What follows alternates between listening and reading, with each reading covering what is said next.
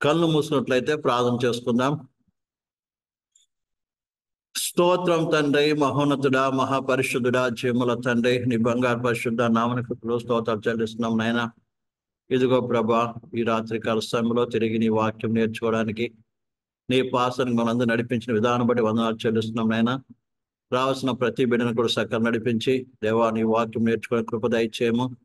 అల్పి నన్ను మరుగుపరిచి నీ వాక్యం ప్రత్యక్షపరచమని నా గొప్ప చేసుకోమని యేసు వైపు వాసనం తండ్రి, ఆమేన్. దేవుని పరిశుద్ధ నామమునకు మహిమ కలుగును. ప్రియమైన బిడ్డలారా, ప్రభు ప్రేమించి ఈ రాత్రి కాల సమయంలో ఆయన పాసంలోకి నడిపించిన విధానం బట్టి నేను ఎంతగానో దేవునికి వందనాలు చెల్లిస్తుంటున్నాను. ప్రియమైన బిడ్డలారా, మనము గత దినములో మనం నేర్చుకుంటున్న విషయానికి మనం వద్దాం. ప్రత్యేకంగా ప్రత్యక్ష గుడారం గురించి ఆరంభించబడినటువంటి యొక్క బైబిల్ తరగతిని ప్రియులారా ప్రభు ఇంతవరకు కొనసాగిస్తూ ఉన్నాడు. ప్రత్యేకించి మనము ప్రత్యక్ష గుడారము చుట్టూ మరి ఉన్నటువంటి ఇశ్రాయేలు 12 గోత్రాల గురించి నేర్చుకుంటూ వస్తున్నాం.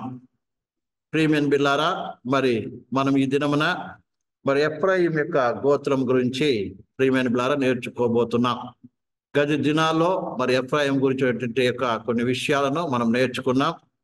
ఈ దినము ఎఫ్రాయిం యొక్క మరి కుమారుల గురించి మనము నేర్చుకోబోతున్నాం. ప్రియమైన బిడ్డలారా, ఇందు నిమిత్తమై మనము ప్రియులారా పరిశుద్ధ గ్రంథాన్ని తెరిచి సంఖ్యాకాండము 27వ అధ్యాయము, సంఖ్యాకాండము 27వ అధ్యాయము, ప్రియమైన బిడ్డలారా సంఖ్యాకాండము 26వ అధ్యాయము 35వ వచనం చదువుకుందాం.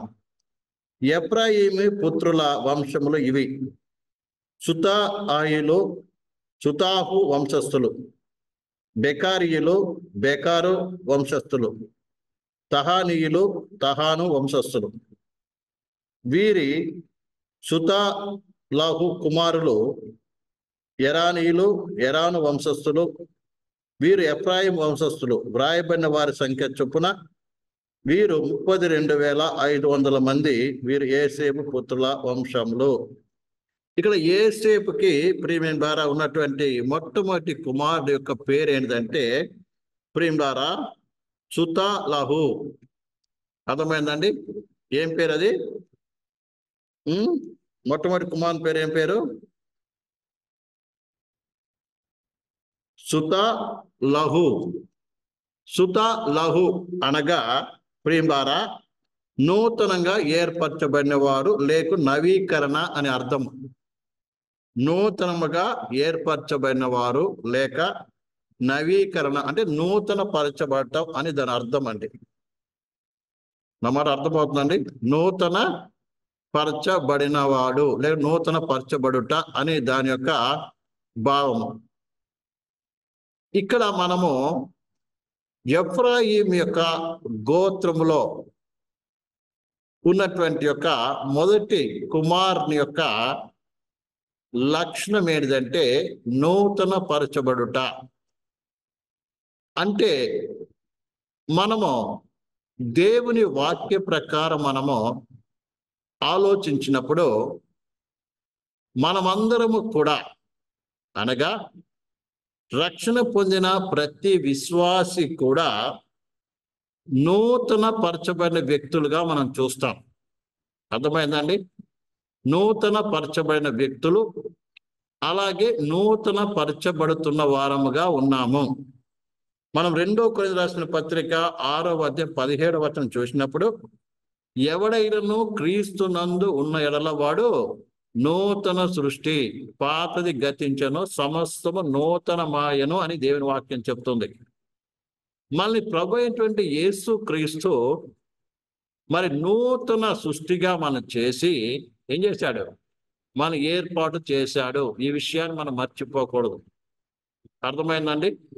ఏ రీతిగా అయితే ఎఫ్రాయిమి గోత్రములో నూతన పరచబడిన వ్యక్తిగా మరి మొట్టమొదటి కుమారుడు కనబడుతున్నాడో అదే రీతిగా విశ్వాసులైనటువంటి ప్రతి వారు, అర్థమైందండి, ఆనాడైతే దేవుని కొరకు యాకోబు సంతానమైనటువంటి 12 గోత్రాలను దేవుడు ఏర్పాటు చేసుకున్నాడు. ఈ దినమైతే ప్రపంచంలో సకల గోత్రానికి కూడా దేవుడు ప్రియులారా పిలిచి నూతన సృష్టిగా మార్చి దేవుడు ఏం చేశాడు? అందరినీ కూడా ఏర్పాటు చేసుకున్నాడు. ఇప్పుడు ఏ గోత్రం చెందిన వాడైనప్పటికీ ప్రియులారా ఈ ప్రపంచంలో ఏ జాతికి చెందిన వాడైనప్పటికీ ప్రతి ఒక్కరిని కూడా దేవుడు నూతన పరిచి తన యొక్క సంఘములు ఉంట కొరకు ఏం చేశాడు? ఏర్పాటు చేసుకున్నవాడుగా ఉంటున్నాడు.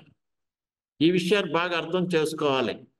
అందులో ఈ రాత్రికాల సమయంలో వాక్యం వింటున్నటువంటి మనం అందరం కూడా ఉన్నాం ప్రియమైన బిడ్డలారా. అయితే నూతన సృష్టిగా మార్చబడమే కాకుండా విశ్వాసైన వాడు దినదినము కూడా నూతన పరచబడవలసిన బాధ్యత ఉందండి. అర్థమవుతుందా? చాలాసార్లు విశ్వాసమైన వారు ఏం చేస్తున్నామంటే రక్షణ పొందుతున్నారు, నూతన సృష్టిగా మార్చబడుతున్నారు. కానీ నూతన పరచబడిన వ్యక్తులు ఇంకా నూతన పరచబడడం పోయి మళ్ళీ పాతబడిపోతున్నారు. ఇది ఇక్కడ వచ్చినట్టు నష్టం అదండి. బాగా అర్థం చేసుకోవాలి. దినదినం ఏం కావాలి? నూతన సృష్టి. చూడ రోమీయులకు రాసిన పత్రికలో 6వ అధ్యాయంలో 4వ వచనం చక్కటి మాట రాయబడింది. చదువుదాం. రోమీయులకు రాసిన పత్రిక 6వ అధ్యాయము 4వ వచనం చదువుదాం. రోమీయులకు రాసిన పత్రిక 6వ అధ్యాయము 4వ వచనం చదువుదాం. కాబట్టి తండ్రి మహిమ వలన క్రీస్తు మృతుల్లో నుండి ఎలాగూ లేపబడినో అలాగే మనము నూతన జీవం పొందిన వారమై నడుచుకున్నట్లు మనము బాప్టిజం వలన మరణములో పాలు పొందుటకై ఆయనతో కూడా పాతి పెట్టబడితిమి. ఇక్కడ ఈ వాక్యం జాగ్రత్తగా మనము పరిశీలన చేసినప్పుడు నువ్వు ఎందుకు బాప్టిజంలో పాతి పెట్టబడ్డావు మాట అర్థమవుతుందండి. నువ్వు ఎందుకు బాప్టిజంలో పాతి పెట్టబడ్డావు అంటే నూతన జీవం పొంది ఏం చేశాడంట? నడుచుకోవడానికంట. అర్థమైంది? ఏం పొందుకోవడానికి? నూతన జీవం పొంది నడుచుకోవడానికి. ఒక్కసారి మన జీవితాన్ని మనం పరిశీలన చేసుకుంటున్నప్పుడు రక్షణ పొందిన మనము దినదినము కూడా నూతన జీవం పొందుకుంటున్నామా? లేదా నిజంగా నూతన పరచబడుతున్నామా? నిజంగా నూతనమైన అనుభవంలోనికి సాగుతున్నామా? పాతది కాదు, క్రీస్తులో నూతన అనుభవాన్ని ఏం కావాలి? మనం పొందాలి, నూతన జీవాన్ని పొందుకోవాలి. నువ్వు జీవించేది క్రీస్తులో, క్రీస్తు ద్వారా జీవించాలి. రక్షణ పొందిన ప్రతి విశ్వాసి కూడా అర్థమైందా? నూతన జీవం పొందిన వాడుగా ఏం చేయాలి? నడిపించబడాలి. ఎందులో? క్రీస్తులో. దీనితో నూతన అనుభవం ఎక్కడ పొందాలని? ఈ క్రీస్తులో పొందాలి. ఈ విషయాన్ని మీరు బాగా అర్థం చేసుకోవాలి. రక్షణ పొందిన మనము ఏ రీతిగా అనుదినము కూడా నూతనమైన అనుభవంలోనికి, అంటే యేసుకు మనకున్న సంబంధము రోజు రోజు ఏం చేయాలి? నూతన పరచబడి నవీకరణ చేయబడాలి. అంతేగాని ఉన్న అనుభవం కూడా పోగొట్టుకునేది కాదు. ఇదిన విశ్వాసంలో చూసినప్పుడు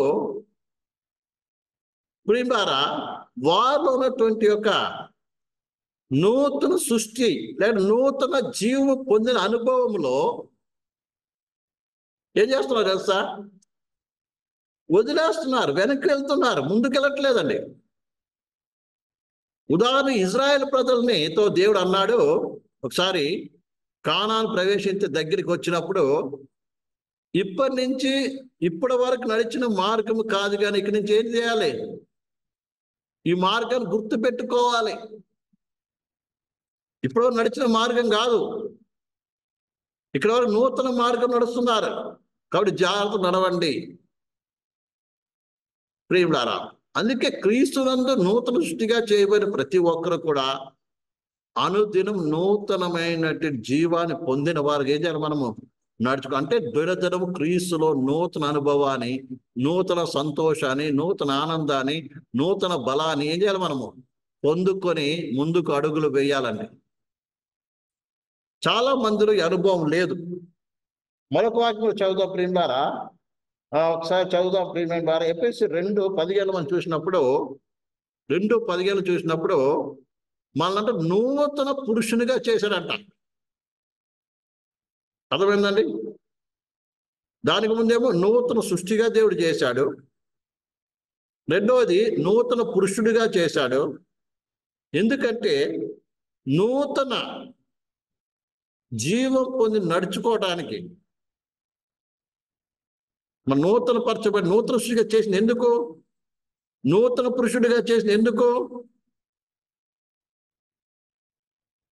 అంటే నువ్వేం చేయాలి, నూతన జీవం పొంది నడుచుకోవాలి. చూడండి, నీవు క్రీస్తుతో కూడా చనిపోయి నీవు తిరిగి ఏం చేయాలి, నూతన జీవం పొంది నడుచుకోవడానికి ఏమయ్యావంట, లేపబడ్డావు. లేపబడి నీవేం చేయాలి, యేసుతో అటాచ్మెంట్ ఉండాలి. నీకు ఎప్పటికీ ఉండాలి.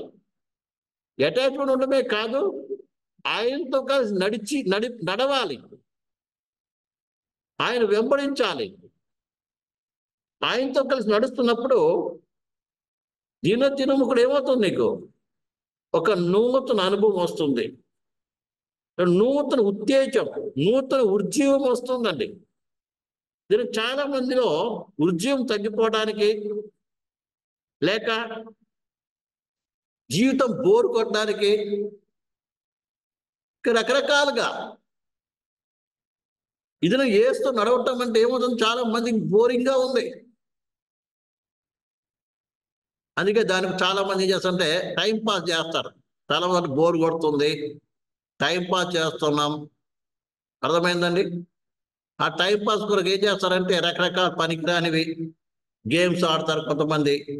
కొంతమంది ఏం చేస్తారంటే వేరే జోక్స్ అవి పెట్టుకొని వింటా ఉంటారు సెల్ ఫోన్లో. వాక్యం వినరు. ఎందుకంటే వాక్యం పట్ల వారికి ఏమవుతుంది, బోర్ వస్తుంది. అర్థమైందా? ప్రార్థన పట్ల బోర్ వస్తుంది. కారణం ఏంటి తెలుసా, వీరికి ఆత్మీయ జీవితం ఏం చేస్తుంది, ముందుకు పోవట్లేదండి, వెనక్కి వస్తున్నారు. ఎవరు అర్థమవుతుందండి? టైం అంతా వేస్ట్ చేస్తున్నారు. నిజమైనటువంటి నూతనంగా జీవం పొందుకున్న వ్యక్తి అయితే చూడండి, అందుకే యేసుప్రభు ఒక మాట అన్నాడు, దీనికి మీకు అర్థం అవటానికి చెప్తున్నాను. చూడండి, ద్రాక్ష వలె నేను, తీగలు మీరు అన్నాడు. నాలో నిలిచి ఉంటేనే కానీ మీరేం చేయరు, ఫలించరు అన్నాడు. ఎందుకు? ఎప్పుడు ఫలిస్తావు? ఎప్పుడైతే ద్రాక్ష వలిలో ఈ తీగలేమో అతకబడి ఉంటుందో, ఈ ద్రాక్ష వలి ఉన్నటువంటి యొక్క జీవము ఇందులో ప్రవహిస్తుంది. ఈ యొక్క తీగలో ప్రవేశించినప్పుడు ఈ తీగలో ఏమో నూతనతో వస్తుంది. కొత్తటి ఇగురు పుడుతుంది, కొత్తటి ఆకులు, కొత్తటి కొమ్మలు, కొత్తటి పుష్పాలు, కొత్తటి ఫలాలు వస్తూ ఉంటుందండి. అదే సంబంధం లేకుంటే రాదు, ఎండిపోతుంది. అందుకే రక్షణ పొందిన నీవు ఆయనతో ఏం చేయాల, అతకబడి ఉండాలి. అప్పుడే నూతన జీవం అనేది నీలో ప్రవహిస్తుంది.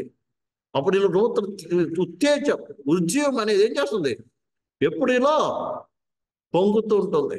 అనగా దేవుని కొరకు నేను అది చేయాలి, ఇది చేయాలి, ఆ రీతికి నడుచుకోవాలి, ఈ రీతికి నడుచుకోవాలని దేవుని ప్రేమ నీలో ఏమవుతుంది, పొంగి పొర్లుతుంది. ప్రేమ తగ్గిపోదు. కాబట్టి నూతన జీవం పొందిన నీవు రోజు నూతన పరచబడాలండి. అర్థమైందండి? అందుకే మరొక మాట కూడా చెప్తాను ఇందులో 7వ అధ్యాయం రోమిలాసిన పత్రికలో 6వ వచనం చదువుతాం. ప్రియమైన బిలారా, ఇప్పుడైతే దేని చేత నిర్బంధింపబడితిమో దాని విషయమై చనిపోయిన వారమై ధర్మశాస్త్రం విడుదల పొందితిమి గనుక మనం అక్షరానుసారమైన ప్రాచీన స్థితి గలవారము కాక ఆత్మానుసారమైన నవీన స్థితి గలవారమై సేవ చేయుచున్నాము. ఇక్కడ రాయబడిన మాట ఏంటండి, ఇప్పుడైతే ఆత్మానుసారమైన నవీన స్థితి గలవారమై సేవ చేయుచున్నాము. రక్షింపబడిన నీవు అనగా నూతన జన్మ పొందిన నీవు, నూతన సృష్టిగా చేయబడిన నీవు, అర్థమవుతుందండి, ఏ రీతిగా దేవునికి సేవ చేయాలంట? నవీన స్థితి ద్వారా నూతన స్థితిలో సేవ చేయాలి. నీ యొక్క జీవితం రోజు రోజు నూతన పరచబడాలి. అంటే అనుదిన జీవితంలో నీలో ప్రాచీన స్వభావం వెళ్ళిపోతూ ఉండాలండి. రోజు వెళ్ళిపోతూ ఉండాలి. అంటే నీ ప్రాచీన స్థితిని తొలగించుకొని ఉంటూ ఉండాలి. ఒకసారి మన జీవితాన్ని పరిశీలన చేసినట్లయితే, రక్షణ పొంది అనేక సంవత్సరాలు అయ్యింది. ఇంకా మనలో ప్రాచీన స్వభావములు ఎన్ని ఉన్నాయి, ఎన్ని పోయింది, ఎన్ని ఉన్నాయి? దాని కొరకు నువ్వు ఏ రీతిగా పోరాడుతున్నావు? నమ్మరు అర్థమవుతుందండి? నీ రక్షణ పొంది అనగా నూతన సృష్టిగా మార్చబడి నూతన పురుషుడు అనేటువంటి సంఘంలో ఏకమై అనేక సంవత్సరాలు అవుతుంది. అయితే నేనేం చేయాలి? ఇంకా నూతన పరచబడాలి. ఇంకా ప్రాచీన స్వభావం అనేది పోవాలి. చాలా మందిలో ఇంకా ప్రాచీన స్వభావం అలాగే ఉంటుందండి. ప్రాచీన అంటే ప్రాచీన పురుషుడు, దాని శరీరత్వం అంటారు, శరీర కార్యాలు అంటారు. అర్థమైందండి? ఈ ప్రాచీన స్వభావం అంటే కొత్తదాని కాదు. ప్రాచీన స్వభావం అనేది పాత స్వభావము, శరీరత్వ శరీర కార్యాలు. ఇంకా ఎన్నో శరీర కార్యాలు మన వ్యక్తిగత పర్సనల్ లైఫ్ లో ఏముంది, పని చేస్తుంది. నిజమైనటువంటి విశ్వాసి అయితే, యేసుతో అటాచ్మెంట్ కలిగిన వ్యక్తి అయితే దానితో పోరాడుతూ దాన్ని జయించడానికి ప్రయత్నం చేస్తూ ఉంటాడు. లేదా పోరాడుతూ ఉంటాడు. ప్రయత్నం కాదని పోరాడుతూ ఉంటాడు. అలాంటి వ్యక్తికి నిత్యముగా జయము దొరుకుతుంటుంది. నూతన అనుభవాలకు వెళుతూ ఉంటాడు. అప్పుడు అతనిలో నూతన సంతోషము, నూతన విశ్వాసము, నూతనత్వం అతను ఏమవుతుంది, బలపడుతూ ఉంటుంది. రోజు రోజు ధైర్యం వస్తుంది, ఆత్మీయతలో బలం వస్తుంది, ఆత్మీయ యొక్క నూతన శక్తి వాడిలో నింపబడుతూ ఉంటుందండి. అర్థమవుతుందండి? అసలు శిష్యుడైనటువంటి యొక్క ఆత్మ సంబంధమైన శక్తి లేదా అంతరంగ పురుషుడు ఎప్పుడు బలపరచబడతాడంటే, నీలో ఉన్న శరీర కార్యంలో ఒక్కొక్కటి పోయినప్పుడు ఆటోమేటిక్గా తెలుస్తుందండి. దీనికి ముందు నాలో ఇంతగా ఆత్మ పని చేసేది కాదు, ఇప్పుడు నాలో ఇంత ఆత్మ పనిచేస్తుంది. ఇంతగా దేవుని ఆత్మ లేదా దేవునికి ఇంత సమీపంగా ఉన్నాను, దేవుని ప్రసన్నత నేను ఇది అనుభవిస్తున్నాను అనేటువంటి యొక్క నిధి నీలో నీ మటుకు నీకు కలుగుతుందండి. అలాగే నీ ప్రార్థన జీవితంలో కూడా ఏమవుతుంది, మార్పు, నువ్వు పలికే మాటలో మార్పు వస్తుంది. మరి అర్థమవుతుందా మీకు? నువ్వు చేసే ప్రార్థనలో కూడా ఏమొస్తుంది, మార్పు వస్తుంది. అది మనసులో చేసే ప్రార్థన అయినప్పటికీ, ఆత్మలో చేసే ప్రార్థన అయినప్పటికీ ఏమవుతుంది, ఒక కొత్తదనం ఏర్పడుతుంది.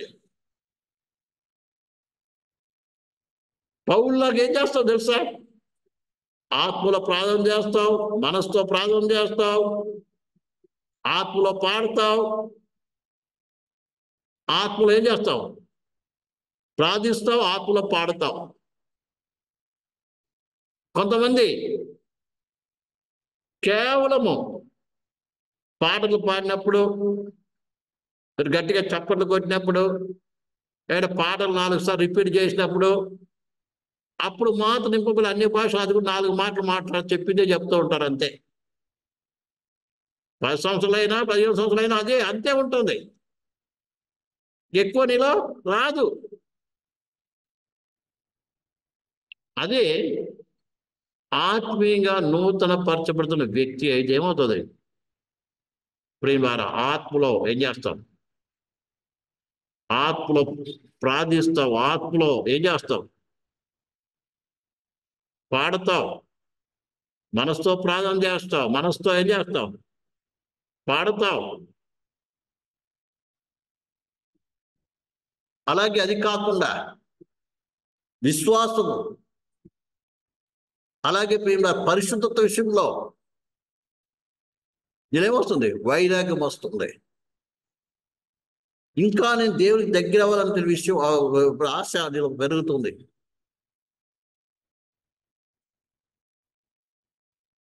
ప్రియమైన బిడ్డారా, బాగా అర్థం చేసుకో. ఇంకా లేకుంటే ఇంకా నేను ఈ పాపంతో ఏం చేయాలి? పోరాడాలి. ఇంకా నాలో ఈ బలహీనత ఉంది.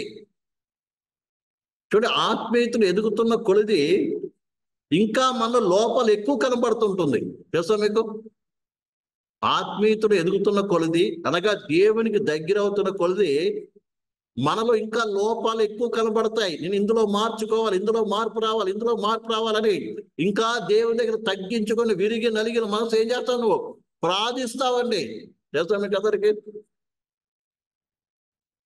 చాలా మంది చాలా పరిశుద్ధురాలన్నటువంటి యొక్క గర్వం వచ్చేస్తుంది. నన్ను అడిగితే వారు ఏమవుతారు? గర్వం వచ్చింది తప్ప వారి నిజమైన పరిశుద్ధత లేదు. వారు ఉదాహరణకి నువ్వు ఎంత శుభ్రమైన బట్టలు వేసుకున్నా కూడా వెలుగు దగ్గరికి వెళ్తున్న కొలిది ఏమవుతుంది? ఆ అంగిలో ఉన్న మైల ఇంకా కొనబడుతుంటుంది. ఇప్పుడు మీకు నేను తెల్ల అంగి వేసుకున్నాను, తెల్లగా బాగా కనబడుతుంది, మంచిదే. కానీ ఇంకా లైట్ దగ్గరికి వెళ్తుంటే ఏమవుతుంది? ఇందులో ఉన్నటువంటి అన్ని కనబడతాయి, మైలు కనబడుతుంది. అది అలాగే నువ్వు క్రీస్తు దగ్గరికి వెళ్తుంటే ఆయన ముఖ కాంతిలో రహస్య పాపం ఏమవుతాయి? కనబడతాది. పరిశుద్ధ గ్రంథంలో రాయబడింది. దావీదు అంటాడు, ప్రేమిలారా, ప్రభా నీ ముఖ కాంతిలో నా రహస్య పాపం కనబడుచున్నది కదా. నీవు ఆయన ముఖాన్ని చూడడానికి ఆయన దగ్గరికి వెళ్తున్న కొలది ఆ ముఖ ప్రకాశంలో ఏమవుతుంది? నీ పాపాలన్నీ కనబడుతుంది. అప్పుడు ఏం చేయాలి? రొమ్ములు కూడా ఏడుస్తావు. అందుకే ఆత్మ ఎదుగుతున్న కొలది ఇంకా ఎక్కువ దేవుని దగ్గర దీనుడవై పశ్చాత్తాపుడుగా, అయ్యో ప్రభా నేను పాపి, నేను ఏం చేస్తాను? వాడు ఏడ్చి ప్రార్థిస్తావు, అంగళార్చి ప్రార్థిస్తావు, రోజించి ప్రార్థిస్తావు, విరిగి నలిగిన మనసుతో ప్రార్థిస్తావు. ప్రియ సహోదరి సహోదర, ఇలాంటి అనుభవంలోకి ముందుకు సాగుతావు. ప్రేమ. అందుకనే నువ్వేం కావాలి? నూతనపరచబడాలి. ప్రియమైన సహోదరి సహోదరు. అందుకన్నాడు నూతన పరచబడిన వారు అంటే ఆత్మానుసారమైన నవీన స్థితి గలవారమై సేవ చేయదుము అంటున్నాడు ఇక్కడ. ప్రియులారా, మరొక వాక్యం చదువుదాం. 2వ కొరింథీయులకు రాసిన పత్రిక 4:16 కూడా చదువుతామండి. 2వ కొరింథీయులకు రాసిన పత్రిక 4:16. కావున మేము అధైర్యపడము, మా బాహ్య పురుషుడు కృషించుచున్నను, మా ఆంతర్య పురుషుడు దినదినము నూతన పరచబడుతున్నాడు. ఇక్కడ చూడండి, పౌలు యొక్క అనుభవాన్ని మనం చూస్తాం. మేము అధైర్యపడము. ఇదను మనలో చాలా మందిలో భయం వస్తూ ఉంటుంది. చిన్న రోగం వస్తే, అర్థమైందండి, చిన్న ఏదో లోపం వస్తే, శరీరంలో ఏదో రాగానే ఏమవుతుంది? మనలో భయం వచ్చేస్తుంది. శరీరం వీక్ అయినప్పుడు భయం. ఏ భయమో? మరణ భయం వచ్చేస్తుందండి. వింటున్నారండి? చాలా మంది మరణ భయం వచ్చేస్తూ ఉంటుంది. ఇక్కడ చదవబడిన వాక్యాలను చూసినప్పుడు, కావున మేము అధైర్యపడము, మా బాహ్య పురుషుడు కృషించుచున్నను. బాహ్య పురుషుడు అంటే శరీరము. ఎవరు కృషించుచున్నాడు? వీక్ అయిపోతుంది. అయినంత మాత్రం ఏం చేద్దాం? భయపడలేదంట అండి. కారణం ఏం తెలుసా? ఎప్పుడైతే బాహ్య పురుషుడు వీక్ అవుతున్నాడో అంతరంగ పురుషుడు ఏమవుతాడు? నూతన పరచబడుతున్నాడు అంట. ప్రేమ. అందుకే మరో పౌలు అంటాడు, నేను భ్రష్ట్ అయిపోతానేమో, నా శరీరాన్ని ఏం చేస్తున్నాను, నేను అనేకులకు బోధించిన తర్వాత నేను భ్రష్ట్ అయిపోతానేమోనని నా శరీరాన్ని ఏం చేస్తుంది, అలా కొట్టుకుంటాడంట. కొన్నిసార్లు ఏ రోగం లేకపోయినా కూడా ఏం కాలే, శరీరం నలగొట్టుకోవాల్సి వస్తుంది. నలగొట్టుకోవాలి, లేకపోతే ఏమవుతుంది, శరీరం ఎప్పుడైతే బలుస్తుందో, శరీరం ఎప్పుడైతే బలం పుంజుకుంటుందో మళ్ళీ ఏమొస్తుంది, శరీర కోరికలు కూడా ఎక్కువ పెరుగుతుంది. నీకు తెలుసో తెలీదు, శరీర కోరికలు ఏమవుతాయి మనలో, ఎక్కువ అవుతూ ఉంటుంది. అప్పుడు ఏం చేయాలి, ఉపవాసము ద్వారా ఏం చేయాలి, శరీరంను నలగొట్టుకోవాల్సి ఉంటుంది. అవునండి, శరీరం నలగొట్టుకోవాలి. నిజమైన విశ్వాసి, ఆత్మమైన వ్యక్తి అయితే నిత్యముగా ఏదో రూపముగా, నెలకొకసారి, 2 సార్లు, లేదా వారానికి 2 సార్లు, 15 రోజులు ఒకసారి, 2 సార్లు నిత్యముగా ఏం చేస్తాడు, ఉపవాసం ఉండి ప్రార్థిస్తాడు. ఎందుకంటే అతని ఆత్మీయ లెవెల్ ఆయనకు తెలుస్తుంటుంది. తన ఆత్మీయ స్థితులు ఏంటి, ఓహో నాలో శరీర కోరికలు వస్తున్నాయి, ఇలాగ వస్తే ఏం చేస్తుంది, నశించిపోతే దీన్ని జయించాలి. నిత్యం నలగొట్టుకోవడానికి ప్రయత్నం చేస్తాడు. ఉపవాసం దేవుడు ప్రార్థించడం ప్రారంభిస్తాడు. దేవుని మోకరించి కన్నీటి చేత ఏం చేస్తాడు, విరిగిన ప్రార్థిస్తాడు. ప్రభా, ఈ కోరిక నాలో వస్తుంది, ఈ యొక్క ఆలోచన, చెడు ఆలోచన వస్తుంది, నా చూపులు ఒక పక్క పోతుంది అని మోకరించి ఏం చేస్తాడు, ఉపవాసం ఉండి ప్రార్థిస్తాడు. ఇది రక్షణ పొందిన విశ్వాసకి ప్రియులారా, తన్ను తాను నలగొట్టుకోవడం అనేది, లేక ఉపవాస ప్రార్థన అనేది చాలా ముఖ్యమైనది. వీళ్ళు ఎంతమంది తరచుగా పాటిస్తున్నా నాకైతే తెలియదండి. అప్పుడు ఏం చేస్తావు, ఆత్మీయతలు ఎదగలవు.